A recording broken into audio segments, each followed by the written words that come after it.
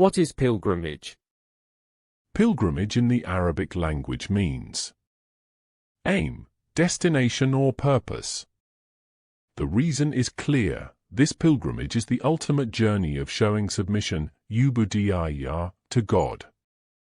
It is the ultimate destination in which you turn to the house of God, the Kaaba, with both body and heart.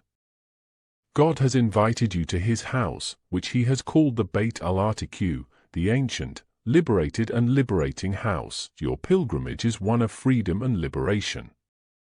For, as your body leaves its material house to journey to God's house, your heart is meant to disengage from the lower self, nafs, the shaitan, and the world, dunya, and journey to God.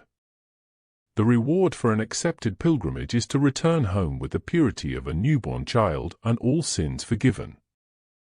What could be a greater incentive? But beware, for the pilgrimage is a selective process.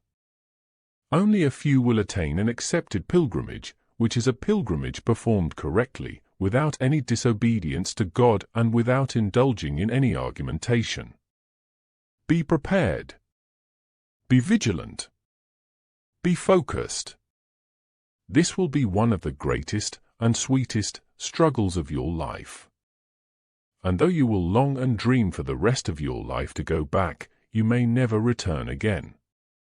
You will be journeying from your earthly house to Mecca, your spiritual home, the most beloved place to God in all of space and time. God Himself has decreed it to be so since the beginning of creation. There is no place more blessed, more beautiful, more virtuous, more exalted than Mecca. Every inch and every corner of Mecca is a sanctuary made sacred by God. The more you revere Mecca, the more you will be ennobled by God.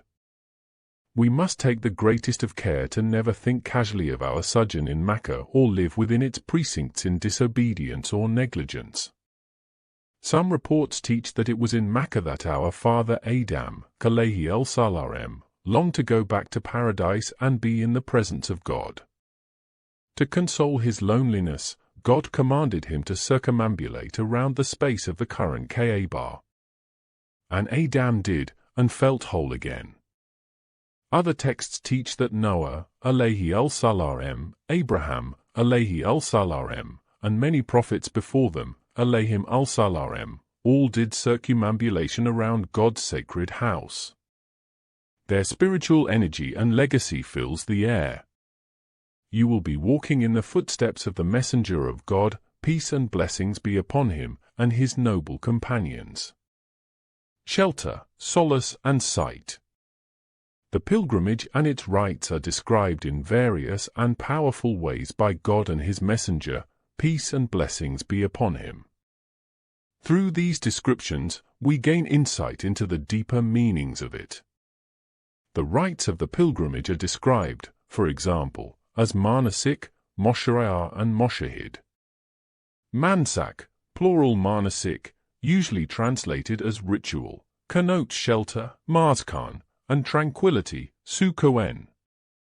The rites of pilgrimage are residences of shelter and tranquility for the heart. Mashar, plural moshari'ah, connotes feeling and experience. The rites of pilgrimage cause the heart to feel and experience the sweetness of nearness to God. Mashhad, plural moshahid, is to witness with the heart the blessings of God at every station. Each word connotes a different inner dimension of pilgrimage, as the movement, not only of your body or limbs, but of your heart. For as your body journeys from one place to another, so too must your heart travel through various stations, maqamati, each of which will provide it with shelter, solace, and inner sight. Become angelic. Pilgrimage is your chance to do as the angels do and to live with the delight of an angel. In circumambulation, you will be mirroring the worship of the angels, those heavenly creatures created of pure light and enveloped in the worship of God.